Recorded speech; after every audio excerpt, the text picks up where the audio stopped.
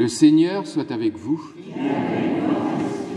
Évangile de Jésus-Christ selon saint Matthieu.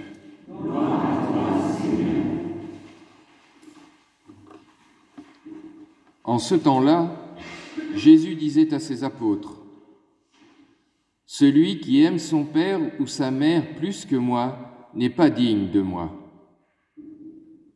Celui qui aime son fils ou sa fille plus que moi n'est pas digne de moi. Celui qui ne prend pas sa croix et ne me suit pas n'est pas digne de moi. Qui a trouvé sa vie la perdra. Qui a perdu sa vie à cause de moi la trouvera. Qui vous accueille m'accueille, et qui m'accueille accueille celui qui m'a envoyé. Qui accueille un prophète en sa qualité de prophète recevra une récompense de prophète. Qui accueille un homme juste en sa qualité de juste recevra une récompense de juste.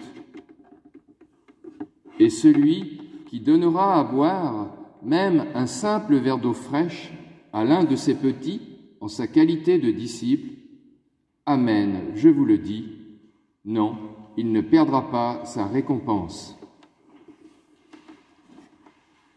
Acclamons la parole de Dieu. Louange à toi, Seigneur Jésus.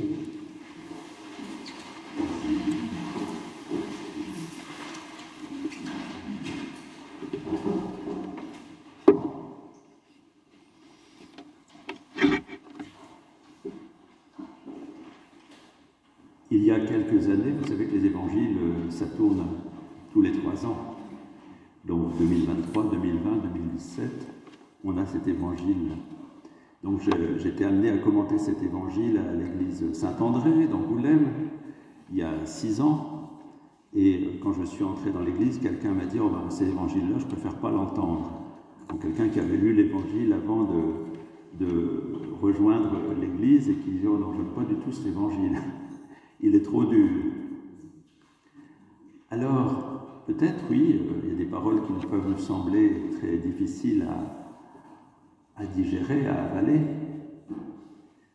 Et en même temps, il y a quelque chose de magnifique qui est « Qui vous accueille m'accueille, qui m'accueille accueille celui qui m'a envoyé ». C'est extraordinaire.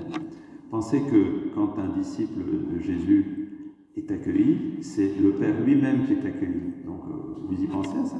Quand on vous accueille, on vous accueille Dieu le Père. C'est pas rien. À travers Jésus. Je ne sais pas si on se rend compte de ce qu'on est appelé à représenter. L'amour de Dieu dans son immensité infinie. C'est ça qu'on doit voir en nous. C'est pas rien, hein? Vous êtes d'accord? Quelle vocation, quel appel, quelle merveille. C'est quelque chose d'extraordinaire.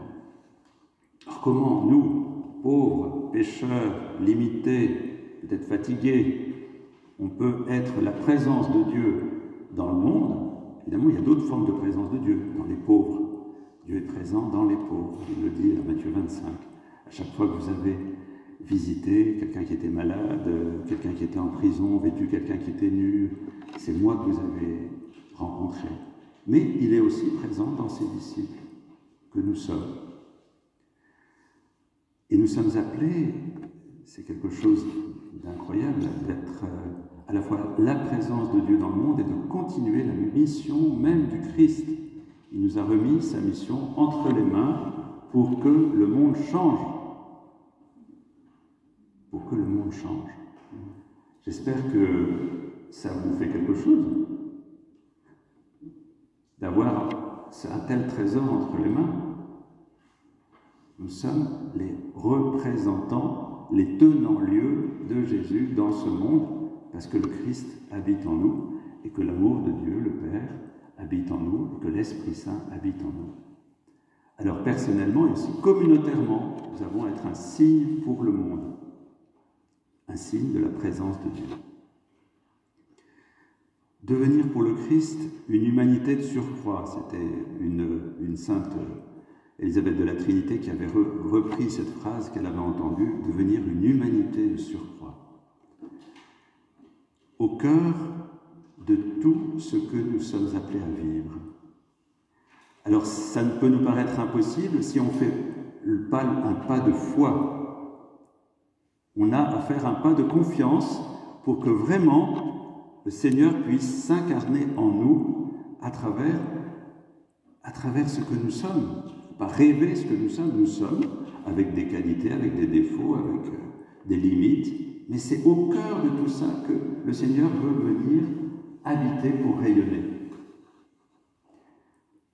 Ce qui compte, c'est vraiment de faire l'expérience de cet amour, une expérience intime, personnelle, nous laisser rejoindre dans tout ce que nous sommes, dans les fibres même de notre être, par cet amour qui nous dépasse.